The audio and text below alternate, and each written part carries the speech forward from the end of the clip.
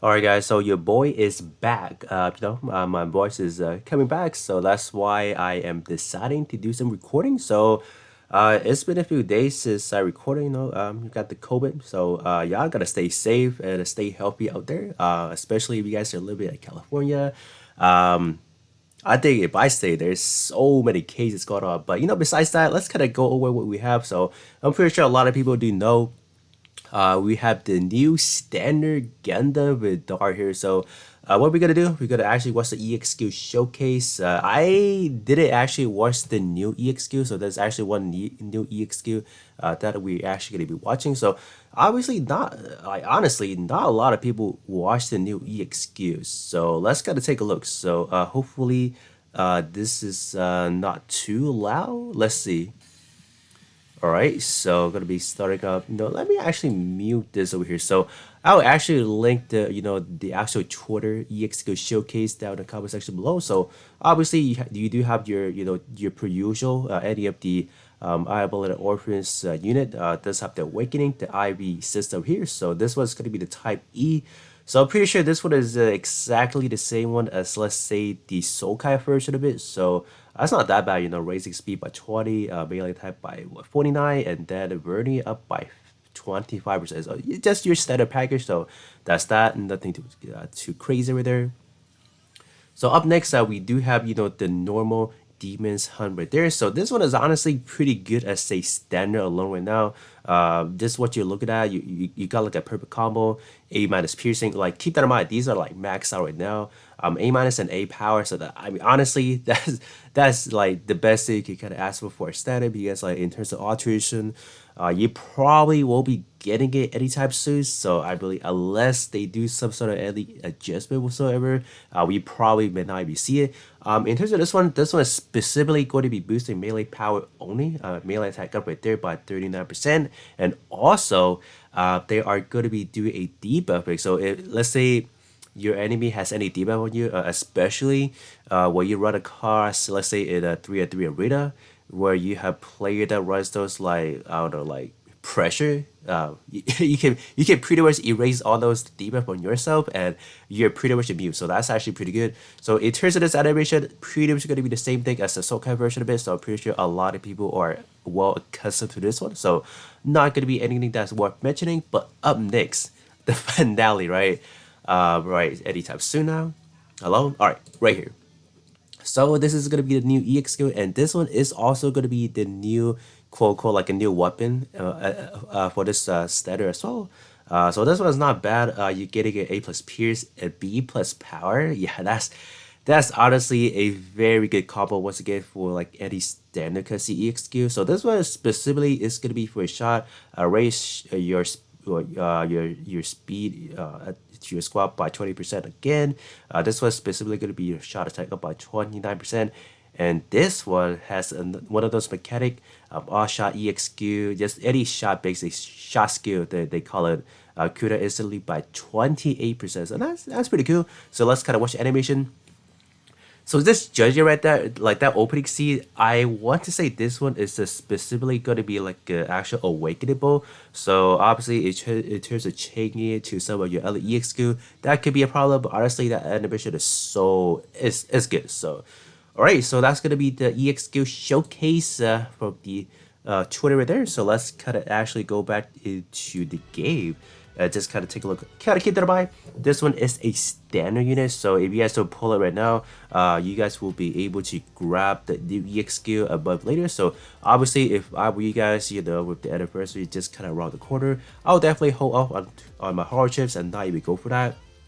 So then another plus side of this one, kind of keep that in mind. This one is our very first standard unit being able to go up to a 7-star part right there. So that's that. So in terms of how many parts we're getting, we are getting 8 parts up here. So head parts over here. I do want to kind of take a look at what kind of stat we can expect from a standard 7-star over here. So honestly, stat wise it's not looking that bad. Like just judging by like the melee attack and melee defense, it's pretty solid, and that's a pretty sizable shot attack, not gonna lie. Okay. In terms of the overall war tags, we are getting exclusive and close combat. So, are we? are we just gonna see a mix bill here? Okay, I guess. This way we just kind of went over the EXQ video already, so I'm not gonna spend too much time on this one. So, okay, so this one's gonna be a mixed build, so that's obviously quite interesting. So what about the torso? Wow. So those stats are very balanced. All right, that's good, I guess. Yeah, just pretty balanced. Not really much to say about this. You know, say war tag again, ace suicide at close combat. Definitely try to make you do that dual kind of setup over here. In terms of this one over here, so I guess they're starting to implement a lot of these kind of dual portraits over here. We got like a squad cooldown at 15%, so that's pretty good. But you know, in terms of the Sokai, I believe they go up to like any of the limited ones. I believe goes up to 19%. So you're not missing like a whole chunk. So that's still pretty good overall. Not bad. What about the arms? The arms. Okay. Okay. So R wise, not really the highest stat honestly. For like the base melee is cool, but the defense is like, where's the defense? Not really seeing it right there. In terms of the shot department, I guess it's kind of okay, but shot defense is like, where is it? I really don't see it. In terms of the portraits, it's gonna be your EXQ boosting, so that's pretty good because in terms of how they're modeling it, this was supposedly like a dual type build, you know, with the over war tag. So having like an EXQ boosting is actually pretty good, and this one is a physical. You know, with what the EXQ is providing, like this one's a physical. And then in terms of, let's say, this one over here is going to be another physical, so I mean that's kind of, you know, it makes sense overall. But in terms of like just looking at a broad spectrum, this one is just kind of harsh. You know, if they would have given like a generalized 30% EXQ, that would be great. But capping that to only physical, it's just kind of outdated honestly. Definitely go for something that's a little bit more universal. This one, looking at this one at base, I'm pretty sure it's the same as the Sokai version of it, if I recall. I don't remember top of my head right now. So so you are starting out at a B piercing, but A power already, so that's pretty good. I mean, honestly, even unattributed at A power, you are pretty much going to be able to KO your enemy already. So I don't really see a point of going to the upper power, like S power for example. So if you guys do get this way, for example, let's say you don't have the Sokai version, this one is totally fine already. So that's that. Stat wise, I'm pretty sure it's going to be very balanced again. Yep, fairly balanced. This one in terms of offensive stat is definitely a little bit higher, but in terms of the defensive stat, it's like, I don't know, man. It's not there. But I guess that's what you can expect for like a standard 7-star. So, but if you guys are looking at this like 7-star, like you guys think it's good, you guys might want to pull it. Do not pull it. I know that there's like a free, like the first step, like guarantee. It looks cool and all that. But if you guys wait like a month, like I think it's still a month later on, then you can pick it up. Like I'll definitely wait that route instead of submitting it by hardships, because like literally an anniversary should be like late July, so I would definitely not put any more hardships into any incoming banner, for example. So yeah. So let's kind of take a look at the backpack. Where is it at? All right, backpack. What are we looking at? So stat wise is this one is extremely balanced. Like look at that. Melee attack is 5k, shot attack is almost 5k by 2. Yeah, it's not bad. Defensive wise, it's a little bit improving overall. What about the portrait? Wow. So they're actually giving us that buff EXP effects, which you guys will be like, I definitely love these types of specific portrait, but it's the fact that they're bounding this one to auto only. Yeah, that I can't take. Yeah, nope. Yeah.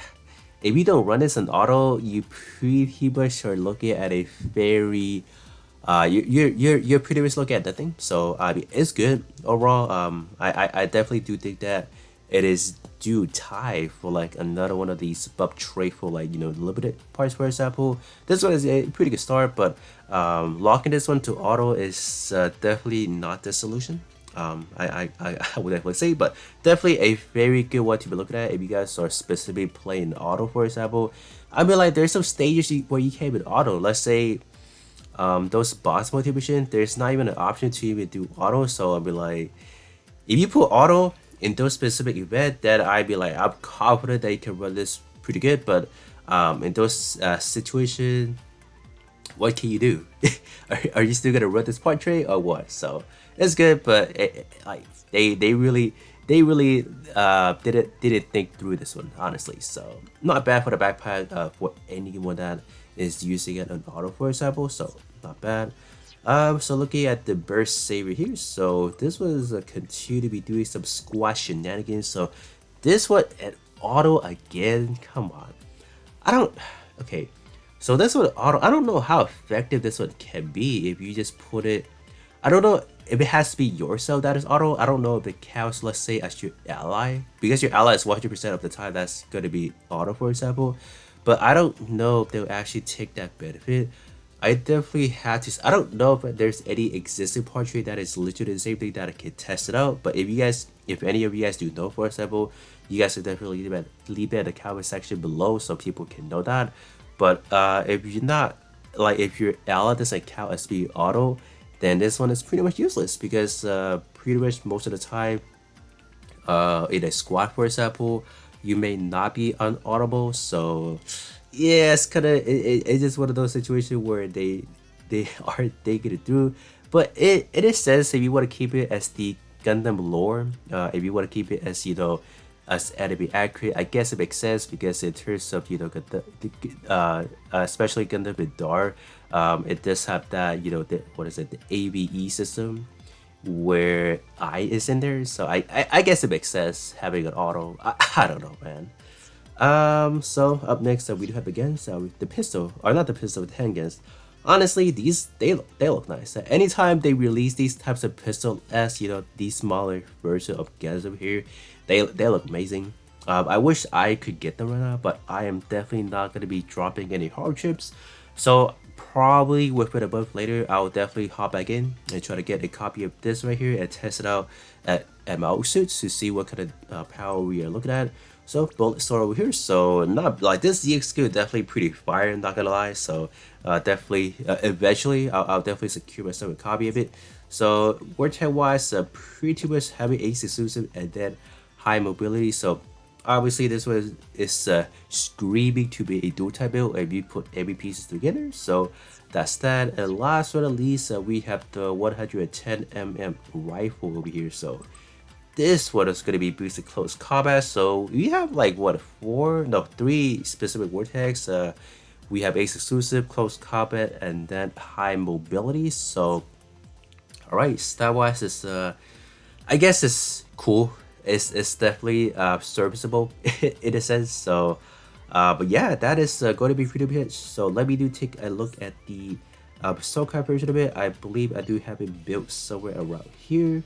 So let's kind of take a look. I believe the original, this one over here, the SoCal version does not have the handgun. So having like an actual breeding port is actually quite cool.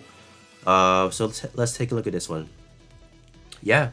So this one actually does boost melee a shot. So this one is the difference between the standard and the SoCal version of it. So this one does not erase any debuff. So I would definitely say the standard version is definitely at a better to this one over here. And other than that, that is pretty much it. And this is gonna be a spin around of the Gundam Vidar. Definitely looking very menacing all around. You know, color skill wise does look pretty cool. So if you guys don't like it, definitely wait a month. And I believe it's still a month.